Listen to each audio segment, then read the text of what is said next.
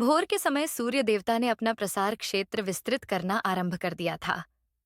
Vishnudutt balcony में आंखें मूंदे बैठे थे। तभी किचन से उनकी धर्मपत्नी कमला चाय लेकर आई। लो, ऐसे कैसे बैठे हो? अभी तो उठे हो? फिर आंख लग गई क्या? क्या बात है? तबीयत ठीक नहीं लग रही है क्या? कमला ने मेज पर चाय की ट्रे रखते हुए पूछा। विष्णुदत्त ने धीमे से आंखें खोलकर उन्हें देखा और पुनः आंखें मूंद लीं। कमला कप में चाय उड़ेलते हुए दबे स्वर में बोलने लगी। मुझे मालूम है राजपू का वापस जाना आपको खल रहा है। मुझे भी अच्छा नहीं लग रहा है, लेकिन क्या करें? हर बार ऐसा ही होता है। बच्चे आते हैं, कुछ दिनों की रौनक होती है और वह चले जाते हैं। मेरठ यूनिवर्सिटी के रिटायर्ड प्रवक्ता और लेखक विष्णुदत्त की विद्वत्ता उनके चेहरे से साफ झलकती थी। उनकी पुस्तकों से आने वाली रॉयल्टी रिटायरमेंट के बाद पनपने वाले आर्थिक अभावों को दूर फेंकने में सक्षम थी। उनके दो बेटों में छोटा संजय अपनी सहपाठिनी के साथ प्रेम विवाह कर मुंबई में सेटल हो गया था। विवाह के बाद वह उनसे ज्यादा मतलब नहीं रखता था। बड़ा बेटा राजेश कंप्यूटर इंजीनियर था। उसने अपने माता पिता की पसंद से अरेंज मैरिज की थी। उसकी पत्नी सीमा सुंदर सुशील और हर काम में निपुण अपने सास ससुर की लाडली बहू थी। राजेश और सीमा कुछ वर्षों से लंदन में थे और दोनों वहीं सेटल होने की सोच रहे थे। राजेश का लंदन रुक जाना विष्णुदत्त को अच्छा नहीं लगा, मगर कमला ने उन्हें समझा दिया था कि अपनी ममता को बच्चों की तरक्की के आड़े नहीं आना चाहिए, और वैसे भी वह लंदन रहेगा तो भी क्या आपके रिटायरमेंट के बाद हम ही उसके पास चले जाएंगे। राजेश और सीमा उनके पास साल में एक बार 10 से 15 दिनों के लिए अवश्य आते और उनसे साथ लंदन चलने का अनुरोध करते। सीमा जितने दिन वहां रहती, अपने सास ससुर की खूब सेवा करती। आज विष्णुदत्त को रिटायर हुए पूरे 3 वर्ष हो चुके थे, मगर इन 3 वर्षों में राजेश ने उन्हें लंदन आने के लिए भूले से भी नहीं कहा था। कमला उनसे बार बार जिद किया करती थी, चलो हम ही लंदन चलें। लेकिन वह बड़े ही स्वाभिमानी व्यक्ति थे और बिना बुलावे के कहीं जाना स्वयं का अपमान समझते थे। उनकी बंद आंखों के पीछे कल रात के उस दृश्य की बारंबार पुनरावृत्ति हो रही थी जो उन्होंने दुर्भाग्यवश अनजाने में देखा था। राजेश और सीमा अपने कमरे में वापसी के लिए पैकिंग कर रहे थे। दोनों में कुछ बहस छिड़ी हुई थी। देखो, तुम भूले से भी मम्मी पापा को लंदन आने के लिए मत कहना। वह दोनों तो कब से तुम्हारी पहल की ताक में बैठे हैं। मुझसे उनके नखरे नहीं उठाए जाएंगे। मुझे भी पता है, मैं यहाँ कैसे 15 से 20 दिन निकालती हूँ। सारा दिन नौकरानियों की तरह पिसते रहो, फिर भी इनके नखरे ढीले नहीं होते। चाहो तो हर महीने कुछ पैसे भेज दिया करो, हमें कहीं कोई कमी नहीं आएगी। सीमा बार बार गर्दन झटकते हुए बड़बड़ाई जा रही थी। कैसी बातें कर रही हो? मुझे तुम्हारी उतनी ही चिंता है जितनी कि तुम्हें। तुम फिक्र मत करो, मैं उनसे कभी नहीं कहूंगा। मुझे पता है पापा बिना कहे ही लंदन नहीं आएंगे। राजेश सीमा के गालों को थपथपाता हुआ उसे समझा रहा था। मुझे तो खुद उनके साथ एडजस्ट करने में दिक्कत होती है। वह अभी भी हमें बच्चा ही समझते हैं, अपने हिसाब से ही चलाना चाहते हैं। समझते ही नहीं कि उनकी लाइफ अलग है, हमारी लाइफ अलग। उनकी इसी आदत की वजह से संजय ने भी उनसे कन्नी काट ली। राजेश धारा प्रवाह बोलता चला जा रहा था। दोनों इस बात से बेखबर थे कि दरवाजे के पास खड़े विष्णुदत्त भूत बने उनके इस वार्तालाप को सुन रहे थे। विष्णुदत्त स्तब्ध थे।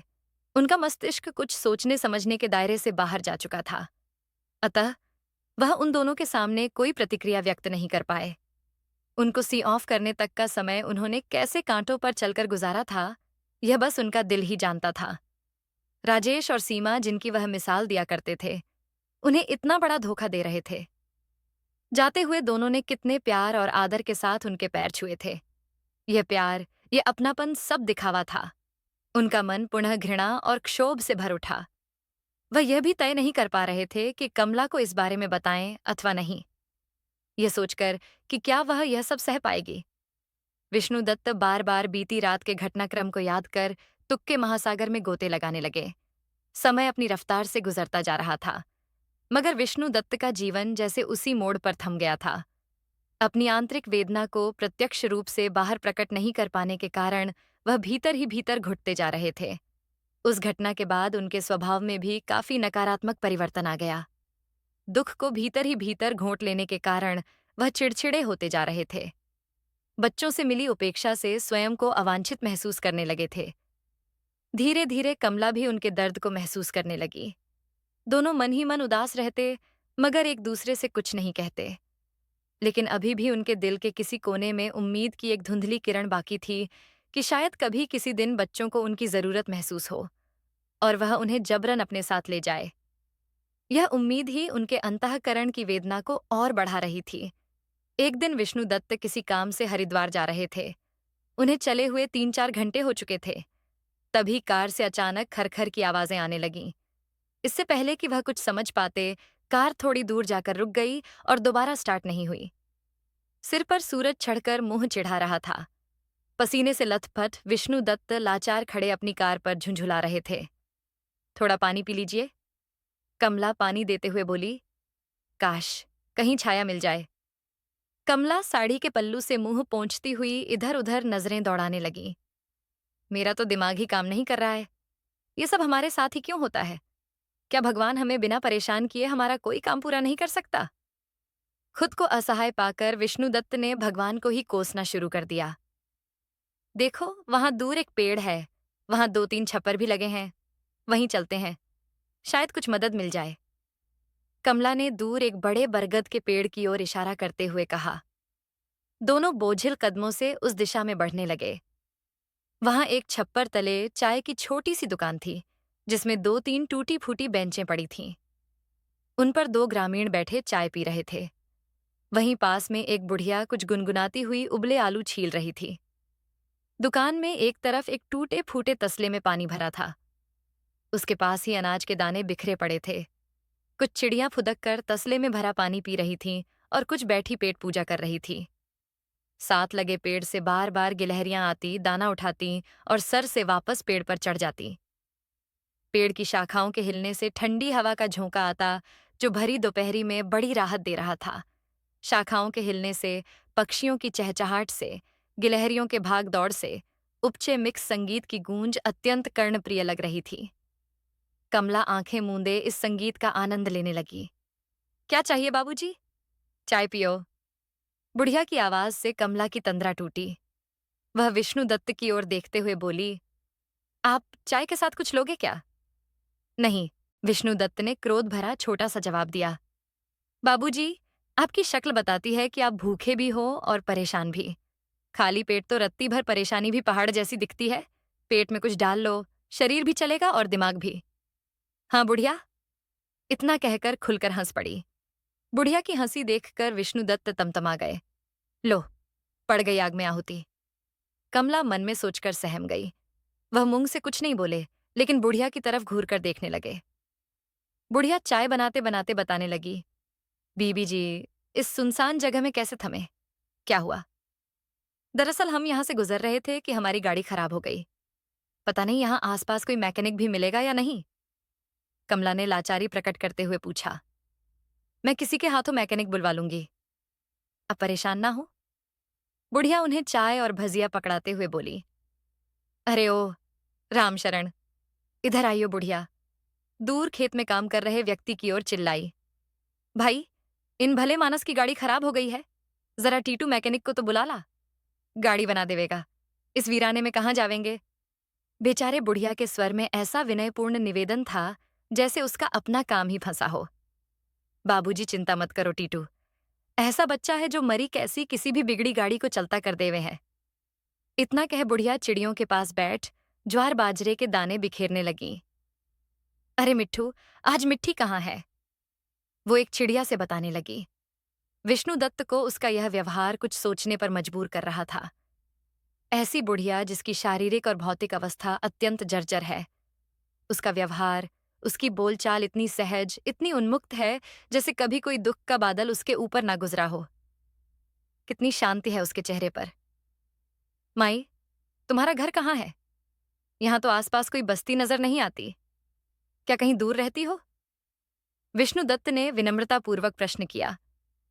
बाबूजी, मेरा क्या ठौर ठिकाना? कोई गृहस्थी तो है ना मेरी, जो कहीं घर बनाऊं, सो यही इस छत पर तले मौत से रहूं हूं। भगवान की बड़ी कृपा है। विष्णुदत्त का ध्यान बुढ़िया के मुंह से निकले मौज शब्द पर अटका। भला कहीं शमशान जैसे वीराने में अकेले रहकर भी मौज की जा सकती है? वो बुढ़िया द्वारा कहे गए इस कथन का विश्लेषण करने लगे। उन्हें इस बुढ़िया का फक्कड़ मिजाज व्यक्तित्व अत्यंत रोचक लग रहा था। यह निर्जन स्थान पर अकेले कैसे रह लेती होगी? माही, कोई परेशानी नहीं होती है क्या? विष्णुदत्त ने उत्सुकता से पूछा। परेशानी बुढ़िया क्षण भर के लिए ठहरी। परेशानी काहे की बाबूजी, मजे से रहूं? खाऊं हूं, पीऊं हूं और तान के सोऊं हूं। देखो बाबूजी, मानस जन ऐसा प्राणी है जो जब तक जिए हैं परेशानी परेशानी चिल्लाता फिरे है। भगवान उसे कितना ही दे देवे, उसका पेट नहीं भरे हैं। मैं पूछूं हूं, आखिर खुश रहने को चावे ही क्या? जरा इन चिड़िया को देखो, इन बिचारियों के पास क्या है और यह कैसे खुश होकर गीत गावे हैं। विष्णुदत्त को बुढ़िया की सब बातें ऊपरी कहावतें लग रही थीं, पर माई अकेलापन तो लगता होगा ना? विष्णुदत्त की आंखों में दर्द झलक उठा। अकेलापन काहे का बाबूजी, दिन में तो आप जैसे भले मानस आवे हैं, चाय पीने वास्ते गांव वाले भी आते जाते रहवे हैं, और यह मेरी चिड़कल बिटिया तो सारा दिन यही डेरा डाले रखे हैं। बुढ़िया पास फुदक रही चिड़िया पर स्नेहमय दृष्टि डालते हुए बोली, क्या इतना काफी है अकेलेपन के एहसास पर विजय प्राप्त करने के लिए? विष्णुदत्त के मन में विचारों का मंथन चल रहा था। उनके पास तो सब कुछ है, हर बार दोस्तों का अच्छा दायरा, उनके सुख दुख की साथी कमला, फिर क्यों उन्हें मात्र बच्चों की उपेक्षा से अकेलापन का एहसास सांप की तरह डसता है? अकेलापन, परेशानी, यह सब फालतू की बातें हैं बाबूजी। जिस मानस को रोने की आदत पड़ जावे है ना कोई बहाना ढूंढ ही लेवे हैं। रोने का बुढ़िया की बातें सुन विष्णुदत्त अवाक रह गए। उन्हें लगा जैसे बुढ़िया ने सीधे सीधे उन्हीं पर पत्थर दे मारा हो। क्या सचमुच हर वक्त रोना, किस्मत को और दूसरों को दोष देना उनकी आदत बन गई है? क्यों उनका मन इतना व्याकुल रहता है? विष्णुदत्त के मन में उद्वेगों का एक और भंवर चल पड़ा।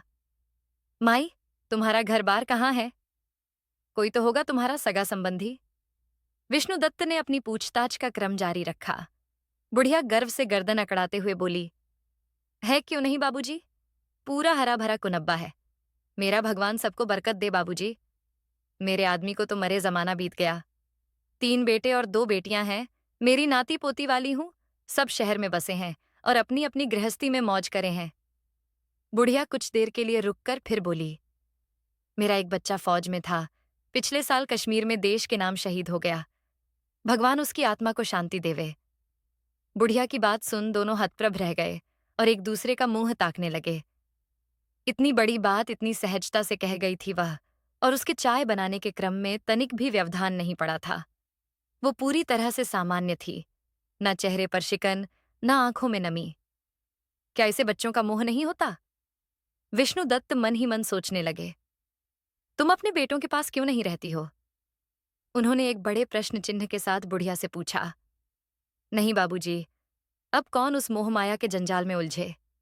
सब अपने अपने ढंग से अपनी गृहस्थी चलावे है, अपनी अपनी सीमाओं में बंधे हैं। मैं साथ रहने लगूंगी तो अब बुढ़ापे में मुझसे तो ना बदला जावेगा, सो उन्हें ही अपने हिसाब से चलाने की कोशिश करूंगी। खुद भी परेशान रहूंगी और उन्हें भी परेशान करूंगी। मैं तो यही अपनी चिटकल बिटियों के साथ भली। बुढ़िया दोनों हाथ ऊपर उठाते हुए बोली, अरे मेरी बिटू आ गई, आज तेरे बच्चे संग नहीं आए? कहीं तेरा साथ छोड़ फुर्र तो नहीं हो गए? बुढ़िया एक चिड़िया की ओर लपकी। बाबूजी देखो तो मेरी बिटू को, इसके बच्चे इससे उड़ना सीख फुर्र हो गए। तो क्या ये परेशान हो रही है? रोज की तरह अपना दाना पानी लेने आई है और चहके भी है। ये तो प्रकृति का नियम है बाबूजी, ऐसा ही होवे है। इस बारे में सोच के क्या परेशान होना? बुढ़िया ने सीधे सत्य और सुधा की दुखती रग पर हाथ रख दिया। यही तो था उनके महादुख का मूल। उनके बच्चे उड़ना सीख और हो गए थे। बाबूजी, संसार में हर जन अकेला आवे है और यहां से अकेला ही जावे है। भगवान हमारे जरिए से दुनिया में अपना अंश भेजे हैं, मगर हम है कि उसे अपनी जायदाद समझ दाब लेने की कोशिश करे हैं। सो सारी उम्र उसके पीछे रोते रोते काटते हुए हैं। जो जहां है जैसे जीवे हैं जीने दो और खुद भी मस्ती से जियो। जोर जबरदस्ती का बंधन तो बाबूजी कैसा भी हो, दुखे ही है प्यार से। कोई साथ रहे तो ठीक नहीं, तो तू अपने रास्ते मैं अपने रास्ते। बुढ़िया एक दार्शनिक की तरह बेफिक्री से बोले चली जा रही थी और वह दोनों मूक दर्शक बने सब कुछ चुपचाप सुन रहे थे। उसकी बातें विष्णुदत्त के अंतर्मन पर गहरी चोट कर रही थीं। यह अनपढ़ मर्यासी बुढ़िया ऐसी बड़ी बड़ी बातें कर रही। इस ढांचा शरीर में इतना प्रबल मस्तिष्क, क्या सचमुच इस बुढ़िया को कोई मानसिक कष्ट नहीं है? बुढ़िया के कड़वे लेकिन सच्चे वचन विष्णुदत्त के मन पर भीतर तक असर डाल रहे थे। लो, रामशरण आ गया। बुढ़िया की उत्साहपूर्ण आवाज से दोनों की ध्यान मग्नता टूटी। आज विष्णुदत्त को बुढ़िया के व्यक्तित्व के सामने स्वयं का व्यक्तित्व बोना प्रतीत हो रहा था। आज महाज्ञानी विष्णुदत्त को एक अनपढ़ अनासक्त बुढ़िया से तत्व ज्ञान मिला था। आज बुढ़िया का व्यवहार ही उन्हें काफी सीख दे गया था। विष्णुदत्त महसूस कर रहे थे जैसे उनके चारों ओर लिपटे अनगिनत जाले एक एक करके हटते जा रहे हों। अब वह अपने अंतर्मन की रोशनी में सब कुछ स्पष्ट देख पा रहे थे। जो पास नहीं है उसके पीछे रोते कलपते, और जो है उसका आनंद ले लेने की भूल उन्हें समझ आ गई थी। बाबूजी, कार ठीक हो गई है। मैकेनिक की आवाज से विष्णुदत्त विचारों के आकाश से पुनः धरती पर आए। आपका बहुत बहुत धन्यवाद। विष्णुदत्त ने मुस्कुराहट के साथ मैकेनिक का अभिवादन किया। उनके चेहरे से दुख और परेशानी के भाव गायब हो चुके थे। दोनों कार में बैठ गए। विष्णुदत्त ने वहीं से बुढ़िया पर आभार भरी दृष्टि डाली और कार वापस घुमा ली। अरे, यह क्या, हरिद्वार नहीं जाना क्या? कमला ने घबराकर पूछा। नहीं, विष्णुदत्त ने बड़े जोश के साथ उत्तर दिया। हम हरिद्वार नहीं जा रहे हैं। थोड़ा रुककर पुनः बोले, हम मसूरी जा रहे हैं घूमने फिरने। काम तो चलते ही रहते हैं, कुछ समय अपने लिए भी निकाला जाए। विष्णुदत्त कुछ गुनगुनाते हुए ड्राइव कर रहे थे और कमला उन्हें विस्मित नेत्रों से देखे जा रही थी। तो दोस्तों, ये थी आज की कहानी। इस कहानी के बारे में आपकी क्या राय थी?